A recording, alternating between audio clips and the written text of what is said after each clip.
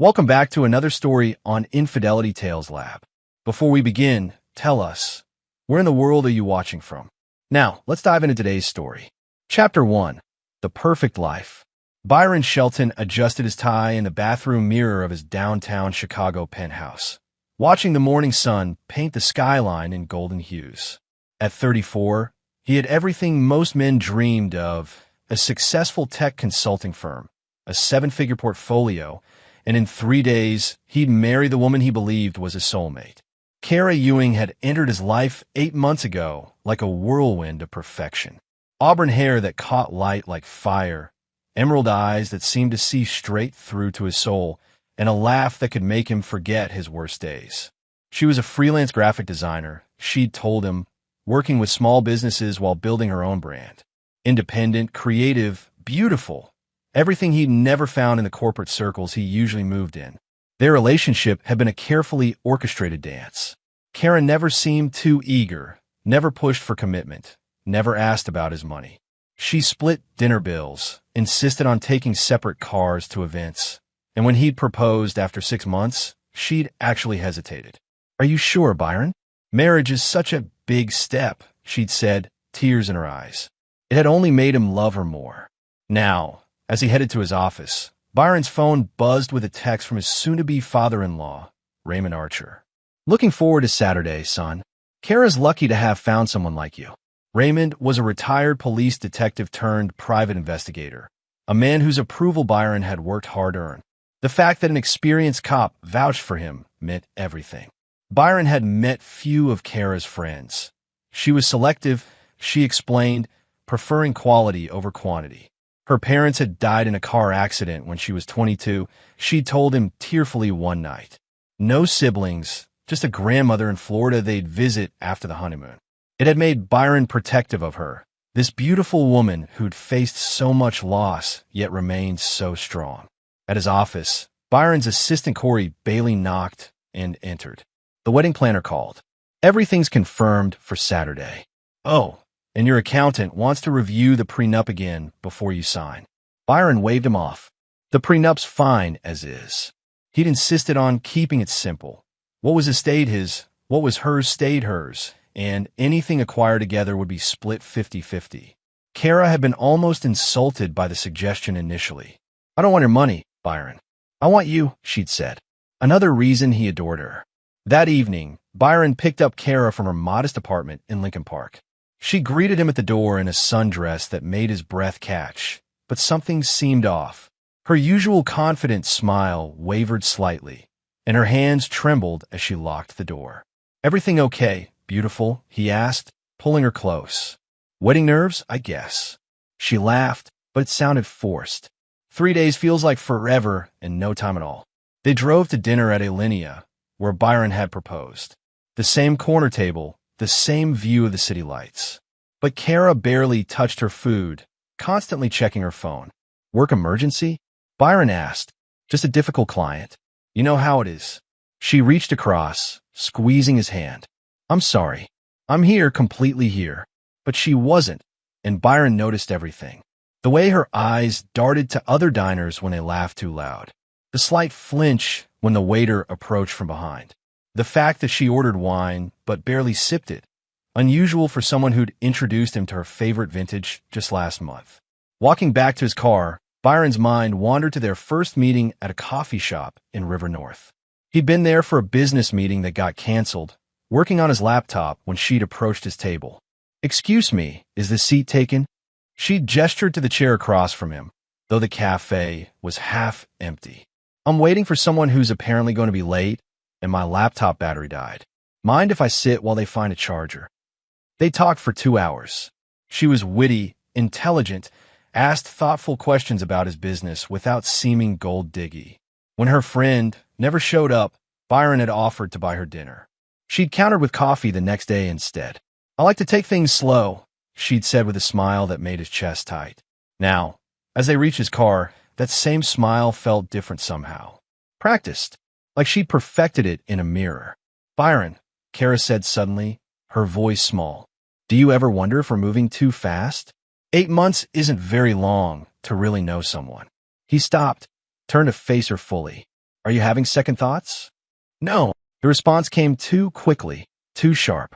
She softened immediately. No, of course not. I love you. It's just, marriage is forever, you know? Once we say those vows, there's no going back. Something cold settled in Byron's stomach, but he pushed it aside. Pre-wedding jitters were normal. He'd read about it. Hey, he said, tilting her chin up. If you need more time. I don't. She kissed him then, fierce and desperate. I'm yours, Byron Shelton. In 3 days, I'll be Mrs. Kara Shelton, and nothing will ever change that. As they drove back to her apartment, Byron couldn't shake the feeling that she was right. After Saturday, nothing would ever be the same. He just wasn't sure anymore that it would be in the way he'd hoped. Chapter 2. Cracks in the Foundation. Byron spent Tuesday morning reviewing security footage from his office building's parking garage. It was a habit he developed since starting his consulting firm. Always be aware of your surroundings. Always have backup plans. Success made you a target, and he hadn't clawed his way out of Detroit's east side to become careless now. His phone rang as he watched delivery trucks and employees arrive on screen. Kara's name lit up the display, but when he answered, her voice sounded strained. Byron, honey, I need to cancel lunch today. I have to drive to Milwaukee for this client emergency. I might not be back until tomorrow morning. The day before our wedding, Byron frowned. Can't someone else handle it? It's my biggest contract this year. If I mess this up. She trailed off. I'm so sorry. I know the timing is terrible.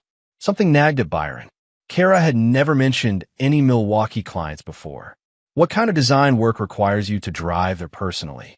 Can't everything be done digitally these days? A pause. It's for a restaurant chain. They want to see physical mock-ups before approving the rebrand. Very old school approach, but they're paying triple my usual rate. Byron made a mental note to ask more about this mysterious client later.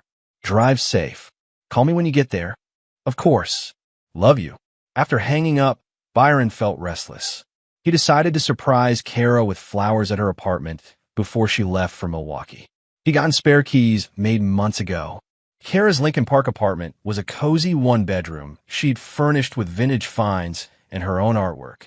Byron let himself in quietly, planning to leave the flowers on her kitchen counter with a note.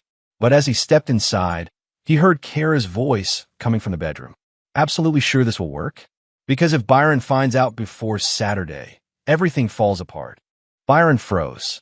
Who was she talking to? He crept closer to the bedroom door. I've been planning this for 2 years. Byron's the perfect mark, rich, trusting, and completely isolated from his family. Once we're married, the life insurance policies kick in, and then... Kara's voice carried a coldness Byron had never heard before. A male voice responded, muffled through what sounded like a speakerphone. And the father? The ex-cop. Raymond Archer thinks I'm a saint. He's already talking about grandchildren and Sunday dinners. The man who could expose everything is actually helping me pull it off. Byron's blood turned to ice. His hand instinctively moved to his phone, but he fought the urge to call for help. He needed to hear more. What about the Milwaukee thing? The voice asked. Perfect alibi. I'll be nowhere near Chicago when the accident happens. Make sure it looks exactly like what happened to Marcus and David. Break failure, just like we practice. Marcus and David. Byron's mind raced. Were those names supposed to mean something to him? Speaking of which, Kara continued, did you dispose of David's things like I asked? That watch could be traced back to me. Everything's gone, including his laptop with all those love letters you had him write. Kara laughed, a sound that made Byron's skin crawl. God, he was so pathetic. I've never felt love like this, Kara. You complete me. Almost felt bad taking his money. Almost. David Chun was worth $3 million. Marcus Williams was worth 2.5. Byron's worth $5 million, not counting the business. A girl's got to eat. Byron's legs nearly buckled. She was talking about murder, multiple murders. His mind flashed to the newspaper articles he'd skimmed over the past year.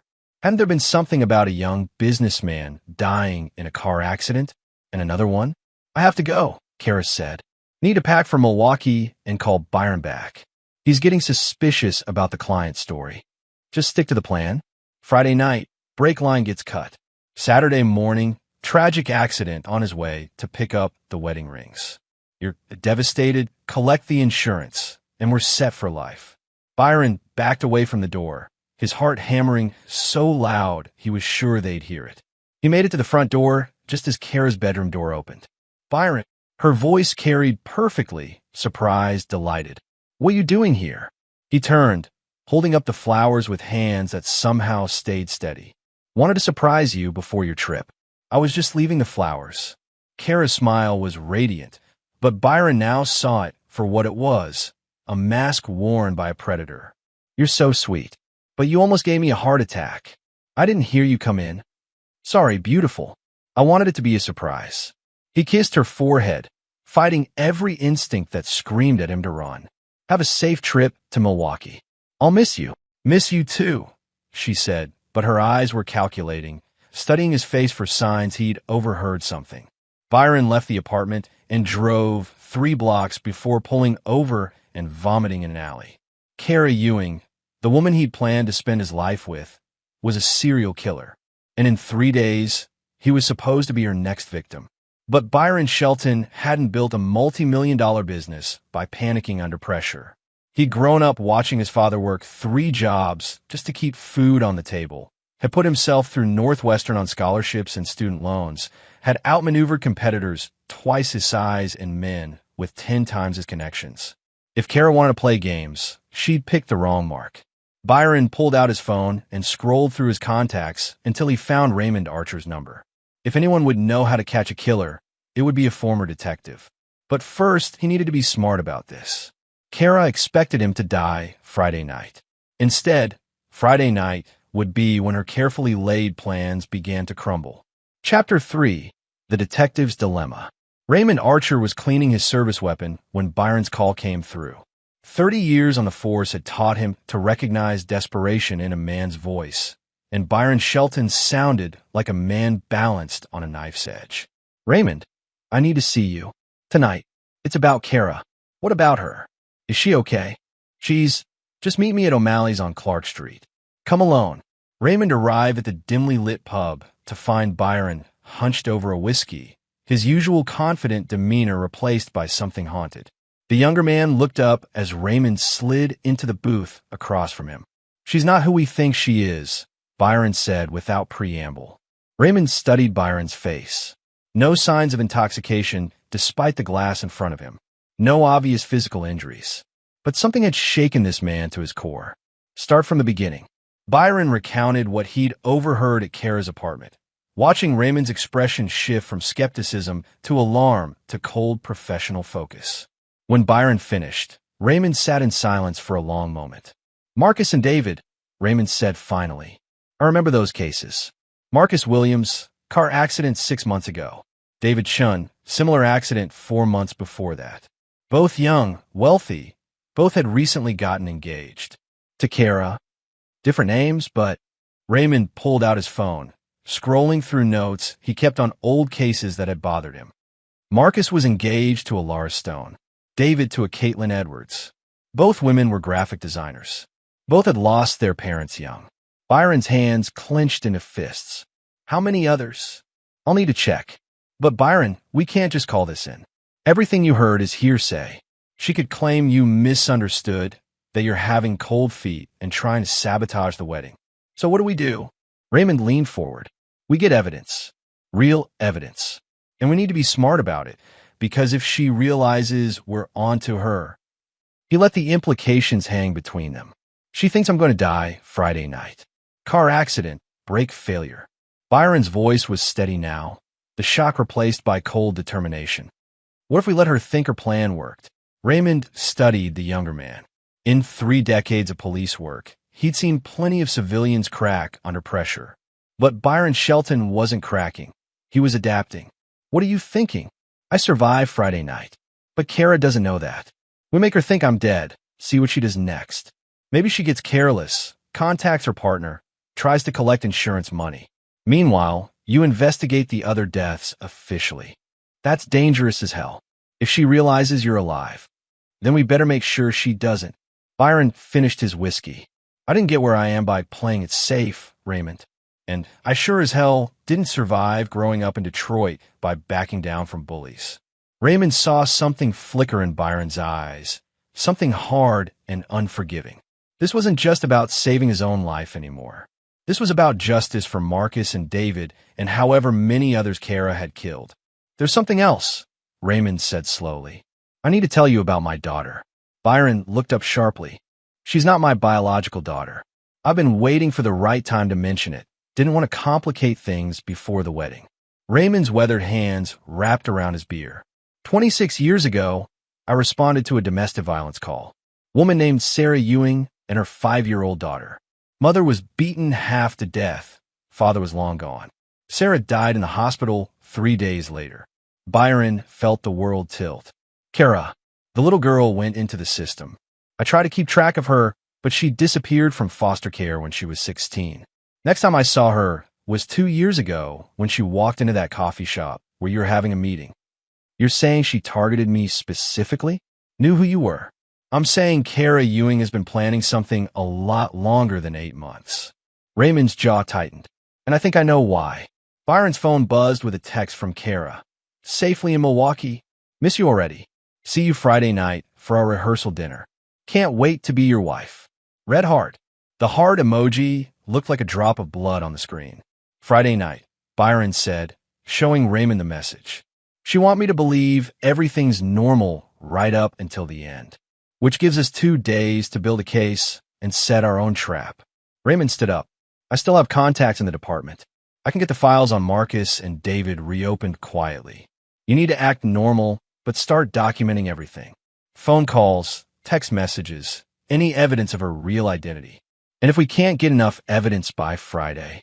Raymond's expression hardened, and Byron saw the cop he used to be. Then we get creative. My duty was always to protect and serve, even if it meant bending rules. Some people don't deserve the benefit of legal technicalities.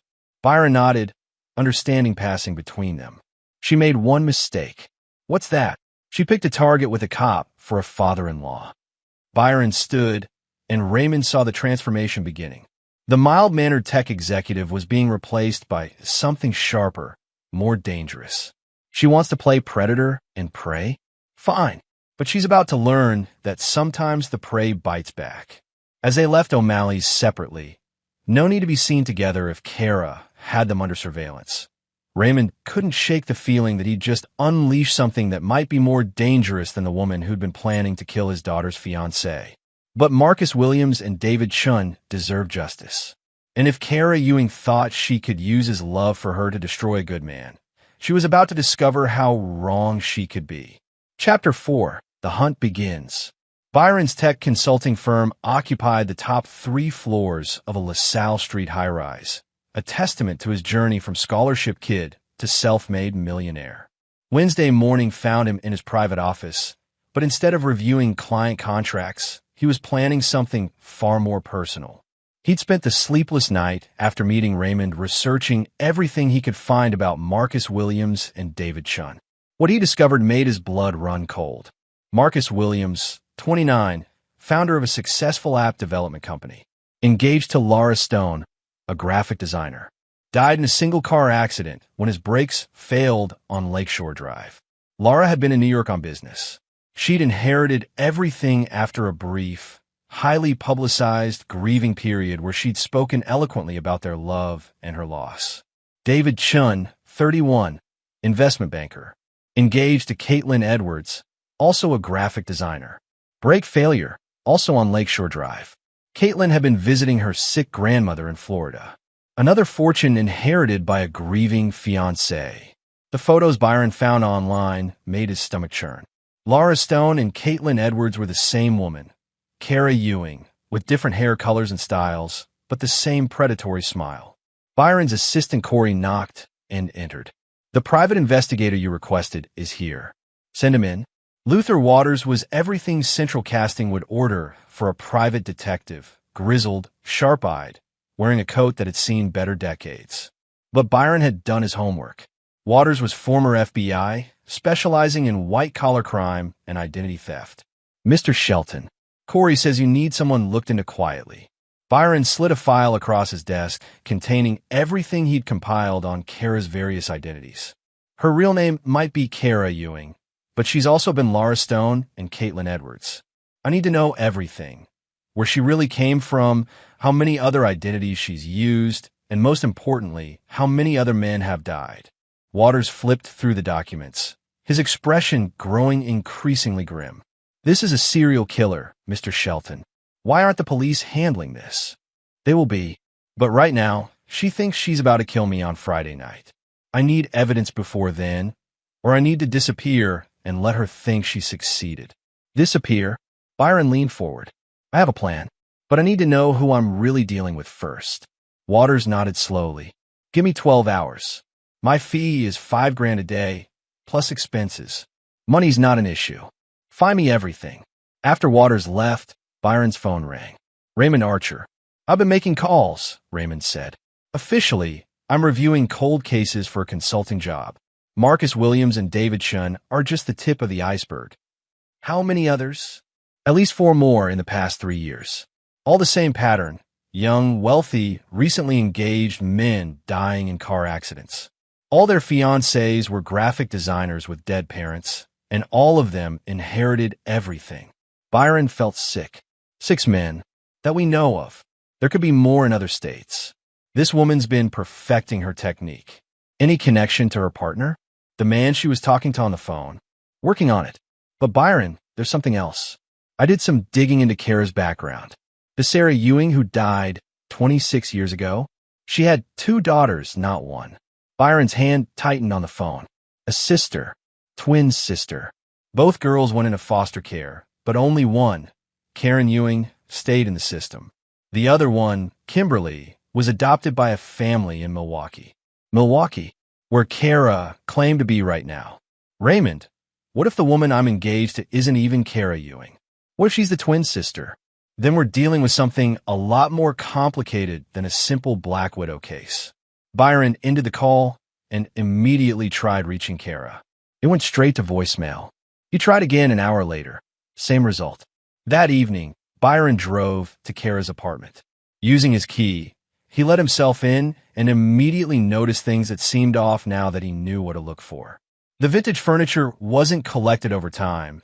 It was all from the same estate sale, still had matching price tags tucked beneath cushions. The personal photos on her walls showed her with people he'd never met, in places she'd never mentioned visiting. In her bedroom closet, Byron found a suitcase he'd never seen before. Inside were identification documents for Laura Stone and Caitlin Edwards, complete with driver's licenses and credit cards. There was also a prescription bottle for anxiety medication, prescribed to Karen Ewing. So she was using her real name, just spelled differently. At the bottom of the suitcase was a leather portfolio containing what looked like surveillance photos of him. Pictures of Byron leaving his office, entering his building, at restaurants he frequented. Some were taken weeks before they'd supposedly met at the coffee shop. Their entire relationship had been alive from day one. Byron's phone buzzed with a text from an unknown number. Stop looking where you don't belong, or you'll join your friends Marcus and David a lot sooner than Friday. He looked around the apartment, suddenly aware he might not be alone. But instead of fear, Byron felt something else entirely. A cold, calculating anger that reminded him why he'd been successful in business. When competitors tried to undercut him, he didn't panic. He outmaneuvered them. Kara Ewing had made a critical error. She'd chosen to threaten someone who'd spent his entire life being underestimated, someone who'd learned to turn his opponent's strengths against them. Byron carefully replaced everything in the suitcase exactly as he'd found it, then used his phone to photograph every document. As he prepared to leave, he noticed one more thing, a business card tucked into Kara's jewelry box. Terry Mayo, insurance investigator. Byron pocketed the card. If Kara had an insurance investigator in her back pocket, that explained how she'd managed to collect on multiple policies without raising red flags. As he locked Kara's apartment door behind him, Byron's phone rang again. Luther Waters. Mr. Shelton, you're going to want to hear this. Your fiancé has been very busy. I found 7 different identities, and that's just what I could uncover in one day. How many dead fiancés? 8, maybe 9. There's one in Seattle that's still listed as missing. And Mr. Shelton? She's not working alone. This is a whole operation. Byron smiled for the first time in 2 days, but it wasn't a pleasant expression. Good. That means when I take her down, I can take them all down with her. Sir, with respect, you should let law enforcement handle this. Law enforcement had their chance. 8 good men are dead because this woman is smart enough to stay ahead of the system. Byron's voice carried a steel that would have been familiar to anyone who'd watched him destroy business rivals. But she made one mistake. She assumed I'd be victim number 9. As Byron drove home, his mind was already working through the possibilities. Kara expected him to die Friday night. Instead, Friday night would be when Kara Ewing learned that some prey fight back. And when they do, they don't just survive, they hunt. Chapter 5. Setting the Stage. Thursday morning brought news that chilled Byron to the bone. Luther Waters called at dawn with an update that changed everything. Mr. Shelton, I found the missing link. Terry Mayo isn't just helping with insurance claims. He's her partner in every sense of the word. They've been running this con for 5 years, and it's not just about money anymore. Byron sat up in bed, instantly alert. What do you mean? I tracked their communications. They're not just killing for inheritance money. They're selling information about their victims' businesses to competitors, using their access to steal client lists, trade secrets, even insider trading information. Marcus Williams' app concept showed up in a competitor's product 6 months after he died. David Chin's investment strategies were being used by a rival firm within weeks of his death. So they're not just killers, they're corporate spies. Gets worse. I found evidence they've been blackmailing other wealthy men they didn't kill. Men who figured out what they were doing, but were too scared to come forward. Byron's mind raced through the implications. How many people are involved in this? At minimum 4. Kara, Terry Mayo, someone in Milwaukee who provides alibis and false identities, and someone inside the Chicago PD who makes sure investigations into these accidents don't go too deep. A dirty cop. Has to be. These brake failure accidents are too clean, happen too conveniently. Someone's making sure the right evidence disappears and the wrong questions don't get asked. Byron ended the call and immediately phoned Raymond. We need to meet. Now. They convened at a 24-hour diner in Cicero, far from anywhere Kara or her associates might spot them. Raymond looked like he'd aged 5 years overnight. I've been thinking about this all night, Raymond said. If there's a dirty cop involved, we can't trust anyone in the department. We're on our own. Good, Byron replied. I prefer working with people I trust completely. Byron, son, I need to ask you something directly. Are you thinking about taking justice into your own hands here? Byron met the older man's gaze steadily. I'm thinking about making sure no other good man dies because of that woman. Whatever that takes. Raymond nodded slowly. Then I need to tell you some things about real police work that they don't teach in the academy. For the next hour, Raymond walked Byron through the realities of evidence collection, surveillance, and what it really took to catch criminals who were smart enough to stay ahead of the system. It wasn't always about following rules. Sometimes it was about being smarter and more ruthless than the people you were hunting. The brake line sabotage will happen tomorrow night, Raymond explained. They'll wait until you're asleep, then cut the lines so the failure happens when you're driving Saturday morning. We need to catch them in the act, or we let them think they succeeded. Byron's voice carried a note that made Raymond reassess the man across from him. What if Byron Shelton dies in that car accident, but someone else survives to hunt them down? Thursday afternoon, Byron called a meeting with his business attorney, Mark Cameron. Cameron was one of the few people Byron trusted completely. They'd met at Northwestern, roommates who'd helped each other survive law school and business school respectively. Mark, I need you to execute Plan B. Cameron looked up sharply. Plan B was something they developed years ago as a worst-case scenario protection strategy, a way to make Byron Shelton legally disappear while preserving his assets under a different identity. Byron, what's happened? Byron explained everything, watching his oldest friend's expression grow increasingly grim. So Friday night, Byron Shelton dies in a car accident, Cameron said slowly. But Kenneth Shelton, your cousin who's been living overseas for years, returns to Chicago to settle the estate. Exactly. Kenneth inherited everything through a trust we established last year. Kenneth also happens to look remarkably like Byron, just with different hair and a beard. And Kenneth Shelton has every legal right to investigate his cousin's suspicious death, especially when he discovers his cousin was about to marry a woman with multiple identities and a history of dead fiancés. Cameron leaned back in his chair. This is incredibly dangerous, Byron. If they discover you're alive before you can expose them, then I better make sure they don't. That evening, Byron received a call from Kara. Her voice bubbled with excitement, but he could hear the strain underneath. Byron, Milwaukee went perfectly. The client loved everything. I'll be back tomorrow afternoon, just in time for our rehearsal dinner. Can't wait to see you, beautiful. I've been thinking about our conversation the other night. About taking things slow. Kara's voice dropped to a whisper. After Saturday, we'll have forever to take things as slow as we want. The threat was subtle but unmistakable. After Saturday, in her mind, he'd be dead. Forever sounds perfect, Byron replied. Sweet dreams, Kara. After hanging up, Byron sat in his penthouse looking out at the city lights. Somewhere out there, Marcus Williams and David Chun had spent their last nights alive, probably excited about their upcoming weddings, probably texting their fiancés goodnight messages just like he had. But unlike them, Byron Shelton knew what was coming. And unlike them, he had no intention of going quietly. Byron opened his laptop and began typing a detailed letter. Everything he discovered, everything he suspected, and instructions for what to do if something went wrong. He sealed it in an envelope addressed to his attorney with instructions not to open it unless Byron failed to contact him by Sunday night. Then he began the careful process of becoming Kenneth Shelton. Hair dye, colored contacts, temporary facial hair. By morning, Byron Shelton would be ready to die, and Kenneth Shelton would be ready to hunt.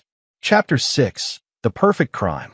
Friday arrived with unseasonably warm October weather, the kind of day that should have filled Byron with joy about his upcoming wedding. Instead, he spent the morning in his office finalizing the details of his own fake death. At precisely 2 p.m., Byron's phone rang. Kara, right on schedule. I'm back. Her voice was bright, animated. Can you pick me up at the airport? I know you're busy, but I missed you so much. Of course. O'Hare or Midway? O'Hare. Terminal 3. I'll be at baggage claim. Another lie. Luther Waters had confirmed that no flights from Milwaukee had arrived at O'Hare that afternoon. Kara was already in Chicago, probably had been the entire time. Byron drove to the airport, spotting Kara immediately despite her new blonde hair, a detail she hadn't mentioned on the phone. She ran to him like a woman in love, but Byron noticed how her eyes scanned the terminal constantly, watching for threats or witnesses. You changed your hair, he said as they embraced. Wanted to surprise you. Do you like it? She spun around, and Byron forced himself to smile convincingly. Beautiful. You're always beautiful. During the drive back to her apartment, Kara chattered about her fictional Milwaukee trip, providing details that would have convinced anyone who wasn't listening for inconsistencies. But Byron caught them all. She mentioned snow that hadn't fallen, restaurants that didn't exist, clients whose businesses weren't registered in Wisconsin. I'm so tired, she said as they reached her building. Mind if I take a nap before tonight? I want to be perfect for our rehearsal dinner.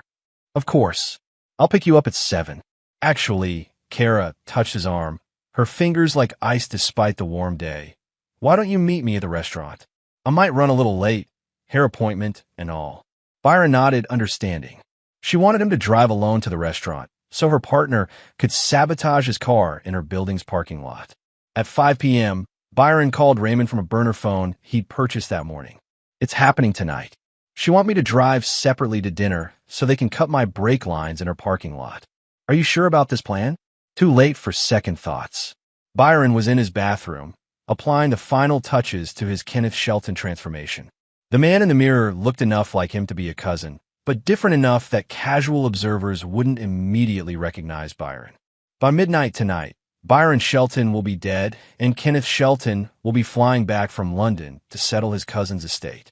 And if something goes wrong, then arrest Kara Ewing for the murder of Byron Shelton and let the system handle the rest. At 6:30 p.m., Byron drove his Tesla Model S to Kara's building and parked exactly where she'd expect him to. The parking garage's security cameras had mysteriously malfunctioned earlier that day. Luther Waters had verified the timing. Someone had definitely planned this carefully. Byron took the elevator to the building's roof access, then used the fire escape to reach his actual car, a rental sedan he'd parked 2 blocks away under Kenneth Shelton's driver's license. From his position across the street, he watched through high-powered binoculars as a man in maintenance coveralls entered the parking garage. Terry Mayo looked exactly like Byron had imagined. Average height, forgettable face, the kind of man who could blend into any crowd. Byron photographed him from every angle as Mayo worked methodically under Byron's Tesla, severing brake lines with practiced efficiency. At 7 p.m. sharp, Byron called Kara from his burner phone, disguising his voice slightly. "Kara? It's Byron. I'm running a few minutes late. Got caught up at the office. Start without me." "Oh no. Are you okay? You sound different. Just tired. Long day. Order me the salmon, would you?" "Of course, darling. Drive safe." Byron almost laughed at the irony. At 7:15, Byron watched his own Tesla leave the parking garage with someone else behind the wheel. Through his binoculars, he could see it was Terry Mayo wearing Byron's jacket and a baseball cap. The plan was more sophisticated than he'd expected. They were actually going to stage his death in real time. Byron followed at a distance as the Tesla headed toward Lakeshore Drive. His phone buzzed with texts from Kara. "Where are you? I'm getting worried." "Byron, please call me back. The restaurant says you haven't arrived. Did something happen?" At 8:47 p.m., Byron's phone exploded with calls. First from Kara, then from emergency services, then from Raymond, who was playing his role perfectly. "Byron, thank God you answered. There's been an accident. Your car went off Lake Shore Drive into the lake. They're searching for you now, but..." "What?" Byron injected exactly the right amount of shock into his voice. "That's impossible. I'm at home. I never left." "What do you mean you're at home? Kara said you were driving to meet her for dinner." "I canceled. Didn't feel well." Kara said she understood. A long pause as Raymond processed the implications. "Byron, if you're at home, then who was driving your car?" I don't know. Someone stole it. We need to get down to the lake. Now." By 10 p.m., the entire charade was in full swing. Police boats searched the dark waters of Lake Michigan while Byron, posing as a distraught fiancé who'd narrowly avoided death, gave statements about his stolen vehicle. Kara arrived at the scene in a taxi, apparently hysterical with grief. She threw herself into Raymond's arms, sobbing about how she'd waited at the restaurant, how she'd known something was wrong when Byron didn't show up. "I should have insisted he let me drive," she cried. "If I'd been with him." Byron watched from behind police barriers as the woman he'd planned to marry gave an Oscar-worthy performance of devastated grief. She was good. He'd give her that. But what Kara didn't know was that Terry Mayo was already in custody. Raymond had coordinated with the FBI based on Luther Waters' evidence, and Mayo had been arrested the moment he'd abandoned Byron's car and tried to flee the scene. What she also didn't know was that Byron had installed tracking devices in all of his vehicles 6 months ago, a security precaution that would now provide perfect evidence of who had really been driving his car when it went into the lake.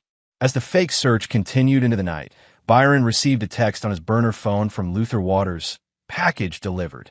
Kenneth Shelton's flight records show he landed at O'Hare 3 hours ago. Byron Shelton was officially dead. Kenneth Shelton had inherited everything, and Kara Ewing was about to discover that her perfect crime had been turned into the perfect trap. Standing in the shadows, watching his own death being investigated, Byron felt something he hadn't experienced since childhood, the pure satisfaction of beating a bully at their own game. Now came the fun part. Chapter 7. The Resurrection. Kenneth Shelton arrived at Raymond Archer's house Saturday morning, looking appropriately grief-stricken for a man who'd just lost his cousin. The beard, darker hair, and horn-rimmed glasses transformed him enough that even Raymond did a double-take. "Jesus, you look different." "Good. That's the point." Byron accepted the coffee Raymond offered, studying the police files spread across the kitchen table. "What's our status?" "Terry Mayo is singing like a canary. Turns out when you face federal charges for multiple murders, loyalty becomes negotiable." Raymond flipped through pages of testimony. The operation is bigger than we thought. They've been targeting wealthy bachelors across 6 states for the past 5 years. How many victims total? Confirmed? 12. Suspected? At least 18. Raymond's jaw tightened, and Mayo confirmed what we suspected about the dirty cop. Detective Wilcherry has been burying evidence and steering investigations away from the pattern. Byron studied photos of Terry Mayo, a weak-faced man in his 40s who looked like he'd never had an original thought in his life. What's his relationship to Kara? Common-law husband.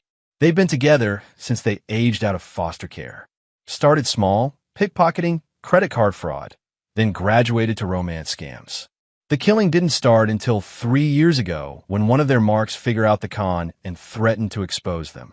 So they killed him to keep him quiet and realized dead men tell no tales and leave bigger payouts. Mayo says it was Kara's idea to make it their primary business model. Byron absorbed this information, feeling his resolve harden further. Kara hadn't just stolen money from her victims. She'd stolen their futures, their dreams, their chance at real love. Where is she now? Playing the grieving widow. She spent last night at the police station, giving statements and demanding they drag the lake for your body. Oscar-worthy performance, according to the officers who interviewed her. And the wedding? Canceled, obviously. She's told everyone she's too devastated to think about celebration. She's even asked the church to hold a memorial service instead. Byron almost had to admire the audacity. Kara was going to attend his own memorial service and play the grieving bride-to-be. Here's what we're going to do, Byron said, pulling out a detailed plan he'd spent the night perfecting. Kenneth Shelton is going to attend that memorial service. He's Byron's grief-stricken cousin from London, here to settle the estate and find out what really happened to his beloved family member. Raymond studied the documents Byron handed him. You've thought this through. I've had practice outthinking people who underestimate me. Byron's smile was sharp. Kara's about to learn that her perfect victim was actually her worst nightmare. Saturday evening, Memorial Methodist Church was packed with mourners. Byron had been more social than he'd realized. Colleagues, clients, neighbors, even his old Northwestern classmates had come to pay their respects. It would have been touching if it weren't completely fake. Byron entered the church as Kenneth Shelton just as the service began, taking a seat in the back where he could observe without being obvious. Kara sat in the front row wearing black Valentino, her blonde hair perfect, her grief absolutely convincing to anyone who didn't know better. Pastor Garrett Maynard spoke eloquently about Byron's life, his journey from poverty to success, his charitable work, his devotion to family. Byron had to fight back genuine emotion listening to his own eulogy. Then Kara took the podium. She began, her voice breaking perfectly. He was the kindest man I'd ever met. He saw good in everyone, trusted completely, maybe too completely. The irony was suffocating. 3 days ago, we were planning our future together. We talked about children, about growing old together, about all the adventures we'd have. Tears streamed down her face, real tears, which Byron found disturbing. I keep thinking, if only I'd insisted on driving with him. If only I'd said the right thing to make him stay home that night. She paused, composing herself with visible effort. But I know Byron wouldn't want us to dwell on tragedy. He'd want us to celebrate the love we shared, the time we had together, however brief it was. Byron watched the congregation nod sympathetically, completely taken in by her performance. If he didn't know better, he'd believe her too. After the service, Kenneth Shelton approached Kara during the reception in the church basement. Ms. Ewing? I'm Kenneth Shelton, Byron's cousin. Kara looked up with red-rimmed eyes, studying Kenneth's face with an intensity that made Byron glad for his disguise. Kenneth, Byron mentioned you. You live in London. I did. I'm back now to settle his affairs. Kenneth's British accent was perfect, something Byron had perfected during a year abroad at Cambridge. I'm sorry for your loss. Byron spoke of you constantly in our phone calls. He was a wonderful man. Kara dabbed at her eyes with a tissue. I still can't believe he's gone. The police investigation, do they have any leads on who might have stolen his car? Something flickered behind Kara's eyes. I think they believe it was just random. Car thieves, you know. Wrong place, wrong time.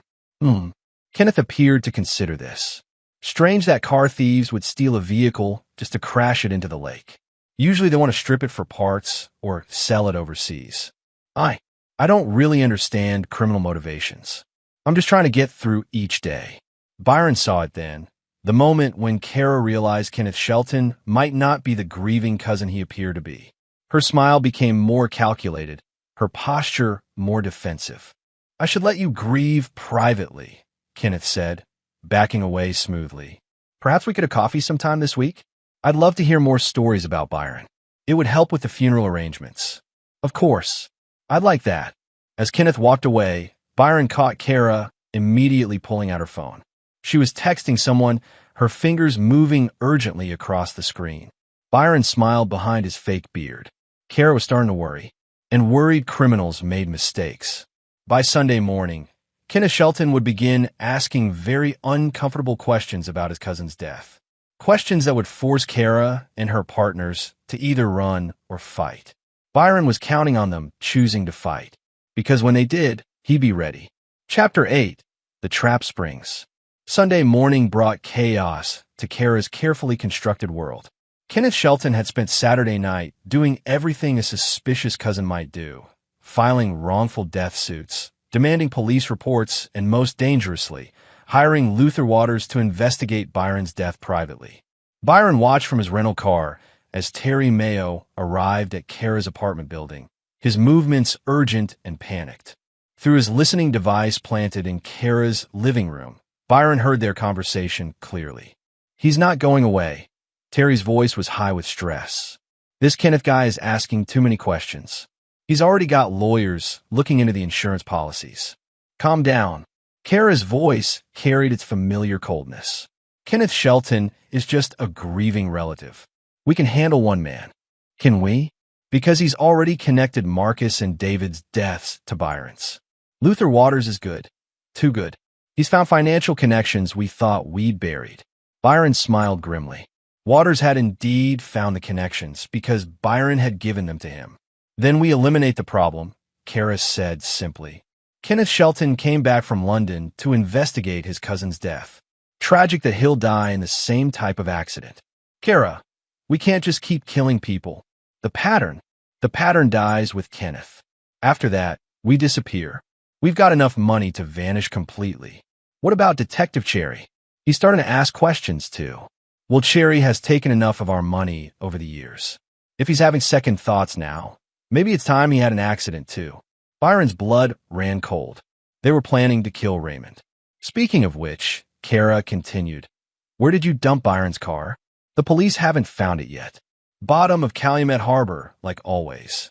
40 feet down in the shipping channel. They'll never find it. Byron had to hand it to them. They'd perfected their system. No wonder previous investigations had failed. His earpiece crackled with Luther Waters' voice. Teams are in position.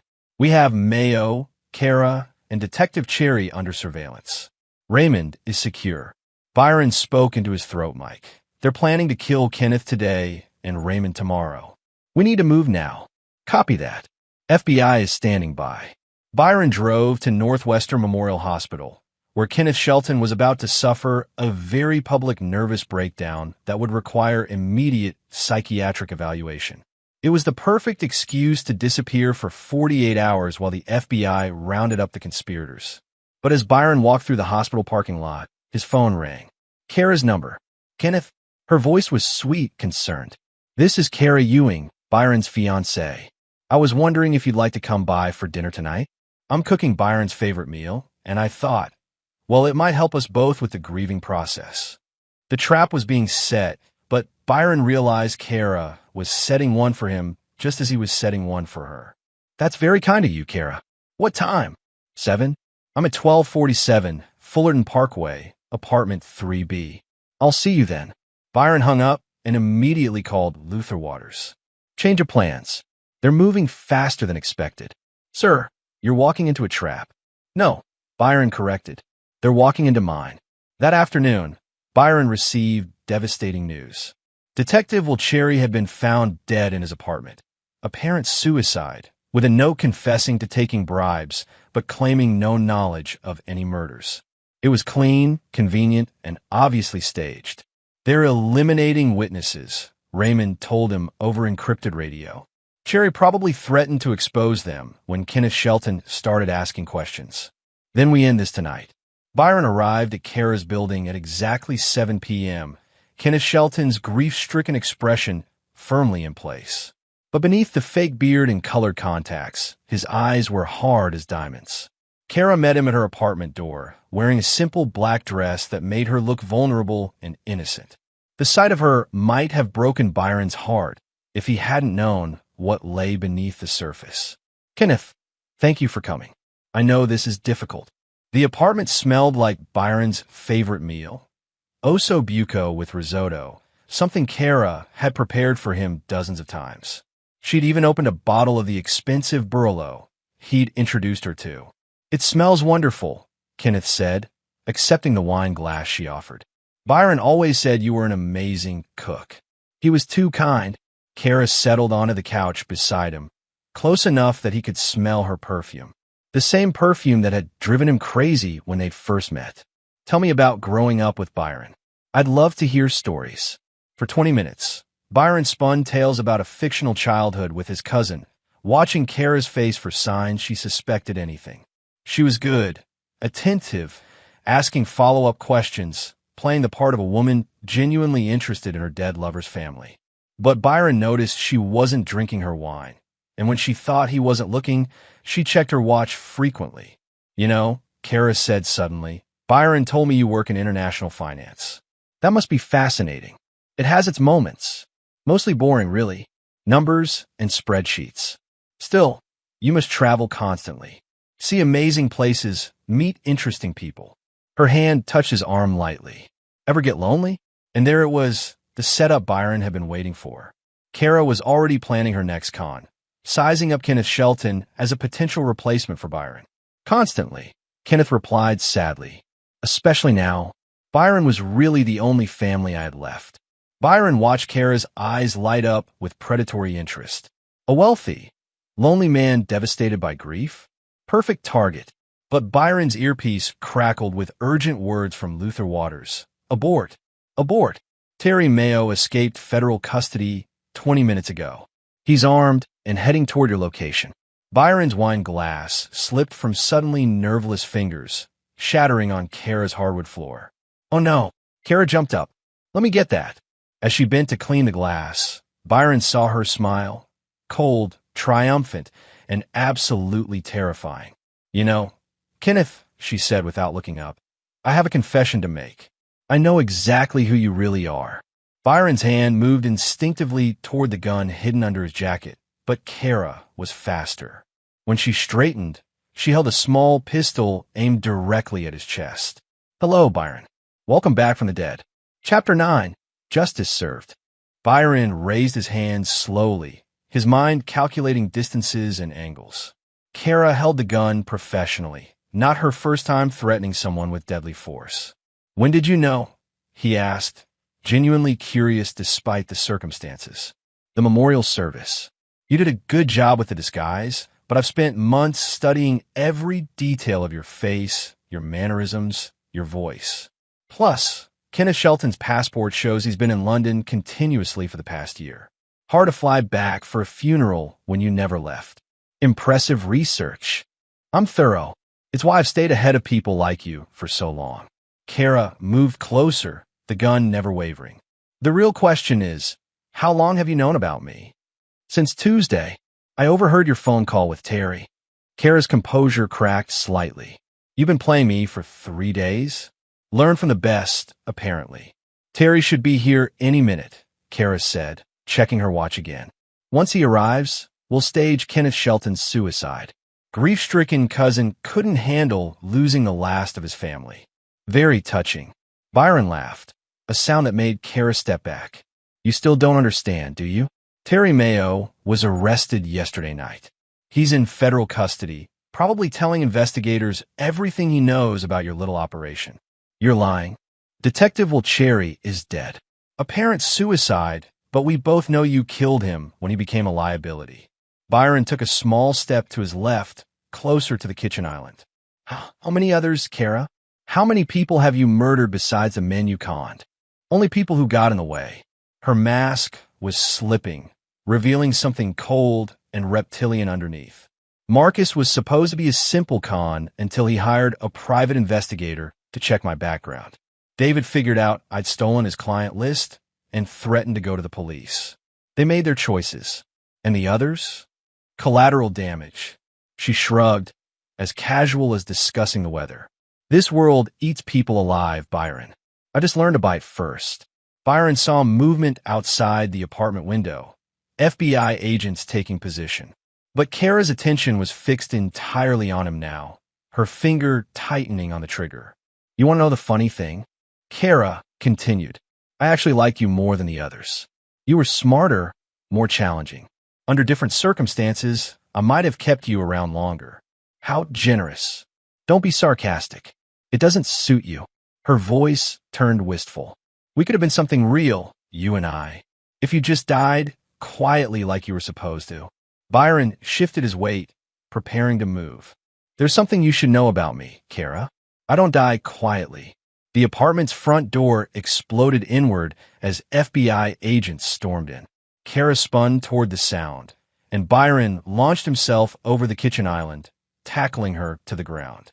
The gun discharged harmlessly into the ceiling as they struggled. But Kara was stronger than she looked, and Byron found himself fighting for his life against someone trained in violence. She clawed at his eyes, drove her knee toward his groin, fought with the desperate strength of someone who had everything to lose. Federal agents, drop your weapon. Kara managed to break free from Byron's grip and rolled toward where her gun had fallen. Byron saw her fingers close around the handle just as Raymond Archer appeared in the doorway, his own service weapon drawn. Don't do it, Kara. She looked up at Raymond with eyes full of hatred. You pathetic old fool. You actually thought I cared about you? Thought I wanted you as a father. I know exactly what you are, Raymond replied steadily. What I don't understand is why. Why? Kara laughed bitterly. You want to know why? Because people like you and Byron have everything handed to you, while people like me fight for scraps. You get love, family, success, and what do we get? Foster homes and abuse and a system that throws us away. So you decided to throw away other people instead. I decided to take what I deserve. Kara raised her gun toward Raymond. Byron moved without thinking, throwing himself between them just as Kara fired. The bullet meant for Raymond caught Byron in the shoulder, spinning him around. But his momentum carried him into Kara, and this time when they went down, FBI agents were there immediately to restrain her. Byron! Raymond knelt beside him as paramedics rushed in. Why did you? Because you're going to be my father-in-law, Byron said weakly. Someday, when I find someone worth marrying. As paramedics worked on Byron's shoulder, he watched FBI agents read Kara her rights. She was no longer beautiful to him, just a predator in expensive clothing finally caught. 12 men, he told Raymond as they loaded him into the ambulance. She killed 12 good men who just wanted to love someone. Not anymore, Raymond replied grimly. Federal prosecutors are talking death penalty. Between Mayo's testimony and the evidence we collected, she'll never hurt anyone again. 6 weeks later, Byron sat in his penthouse reading news coverage of Kara Ewing's trial. Terry Mayo had testified in exchange for life without parole, detailing how they'd murdered 18 men across 5 years. The insurance companies were investigating hundreds of fraudulent claims. 3 more corrupt officials had been arrested. Kara herself had maintained her innocence throughout, claiming Byron had fabricated everything because she'd rejected his advances. But the evidence was overwhelming. Financial records, surveillance footage, DNA evidence linking her to multiple crime scenes. The jury had deliberated for less than 4 hours before returning guilty verdicts on all counts. Byron's shoulder had healed completely, though he still felt phantom pain when he thought about what might have happened to future victims if they hadn't acted. Kenneth Shelton had quietly died in a London hospital, and Byron Shelton had miraculously survived his car accident, a detail the media had found touching rather than suspicious. His phone rang as he read about Kara's sentencing. Raymond Archer, Death penalty, Raymond said simply. Unanimous jury recommendation. Good. Byron felt no satisfaction, just a sense of completion. What happens now? Now you get on with your life. Find someone real to love. Have those kids you talked about. Byron looked out at the Chicago skyline, the same view he'd admired the morning this had all started. Maybe someday. Right now, I think I need to learn how to trust again.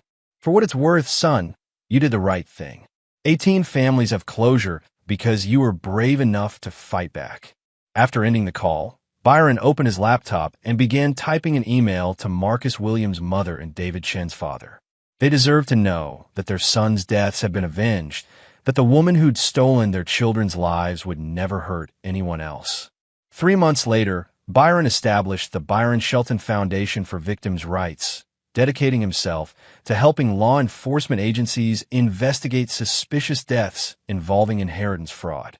His first case file was submitted by a detective in Miami who'd noticed a pattern of wealthy young women dying in car accidents after quick engagements. Byron smiled as he read the report. Apparently, Kara and Terry hadn't been the only ones who'd figured out that murder could be profitable. But they'd also learned something else. Byron Shelton didn't believe in letting predators hunt freely. And this time, he wouldn't be working alone. And there you have it. Another story comes to an end. What did you think? I'd love to hear your thoughts in the comments below. If you enjoy this story, consider joining our community by subscribing. It means the world to us. For more stories like this one, check out the recommended videos on screen. And I'll see you there.